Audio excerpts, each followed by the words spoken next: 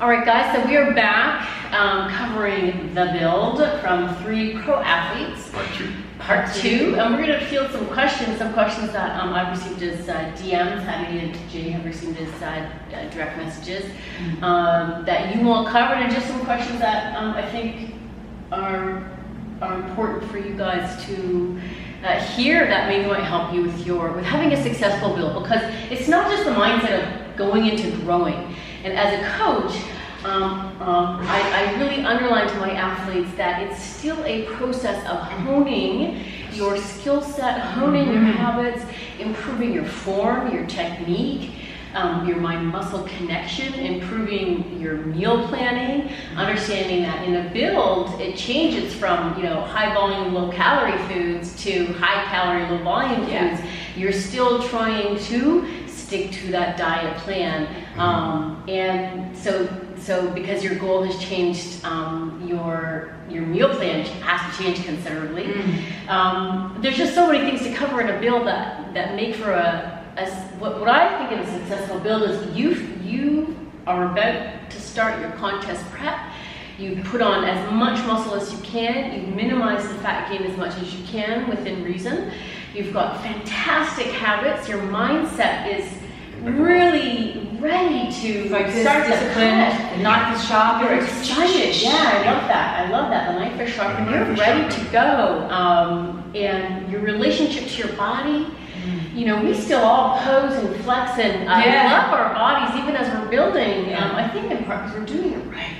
So your mindset's ready to start that cut, and you're just starting so high. You're setting your prep so high. You're not cutting because you're unhappy and desperate to lose weight. You're cutting because that building work has been done. You've created something significant. You've done the scaffolding. Different. Now you're ready to strip off the excess, see the beautiful sculpture. Yeah. So let's start with some questions. So one question that I had was, how do you fit all the food in? Because when you're dieting, the cue is you're hungry. You want to be hungry before you eat, but when you're in a bulk, you can't, or build, you can't use those same cues. So how do you get the food in? Hattie? Structure. So similar to what you do, or same to what you do is, normally when I'm dieting, I'll do 5 meals, but I'm building 6 meals. Being strict with meal timing. I'm hungry at the moment, so I think the challenge again will always be, I hate eating when I'm not hungry, but that comes with the territory of building, and I think that's what I find quite hard. As Jay said, I love eating. We all love eating. We're really good eaters. Good thing we're very good dieters, but being strict and coaching yourself. No, this is what needs to be done. This is how we are going to get the calories in, maximize performance in the gym, getting those higher calorie, higher carb meals pre and post training, and then having those smaller but still frequent meals throughout the day, and of course adding in your vegetables and fiber and stuff. But as Michelle said, your diet has to change with your goal, and that's getting in calorie dense food. Right, not volume. That goes when you do dieting. So things like bagels and sauces, which pretty much a lot of the time high fat or high carb, but not high volume. When they're on my rice, even choosing fattier meats is something that's really good. And butter, mayonnaise. Really enjoying the food. I think that's really important. That brings up a great point, and as a chef, that's something that I'm really excited. I'm working on a cookbook for, a build. Oh, I can't wait. It's just great to have all of these macros to be able to play with and, broaden the palate, and really, I'm going to spend in total, right, about 6 or 7 months just eating so much food, and I want to really be clever with my macros. So it's exactly what Hattie said, like making use of things like pestos and olive tapenade and mayos, aiolis, butter sauces, sweeter condiments, hoisin sauce, Thai sweet chili sauce. Enjoy them all you can. And really being clever with them. So I'm definitely not somebody that just pours sugar on everything and drinks Gatorade. I do have to have a liquid intra workout just to, again, take advantage of everything I can to try to grow muscle, stay at an anabolic state, but also just to get the extra food in.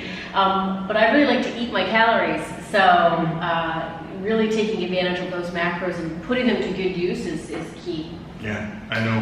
And I agree with Hattie too, that timing is key. Like I wouldn't be able to stay on top of myself if I started the day without a hard, clear setup for when I need to eat certain meals. I would, and the reason why I started creating meal times for everything was because I'd have a couple of days where I was just getting behind and I was having all this food to eat, and I made myself eat it. It made it harder for her actually. It was harder. Yeah. So I'd rather eat not hungry earlier in the day, get it in, and then not face the evening with like huge meals to try to eat. Yeah. And we just know that's ass backwards anyways.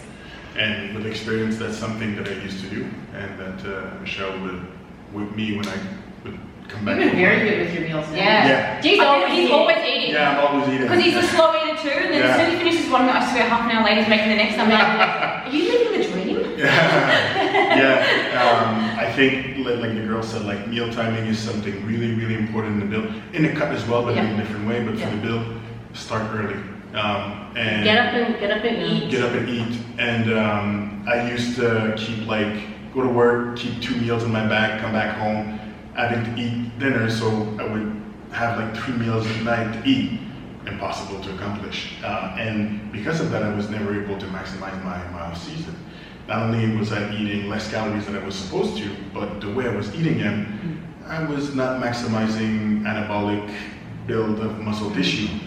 It was much more, a little bit of muscle tissue, more body fat than I would have loved. So it's really exciting for me this time around because I'm really much more organized. Much more organized, and I can rip the word of it. So organization is key. The use of sauces as well to make it palatable. That's the word that Michelle loves to use. So even though you're not hungry, but you need to eat, you get the first bite. Make the food delicious. That's how it works. Enjoy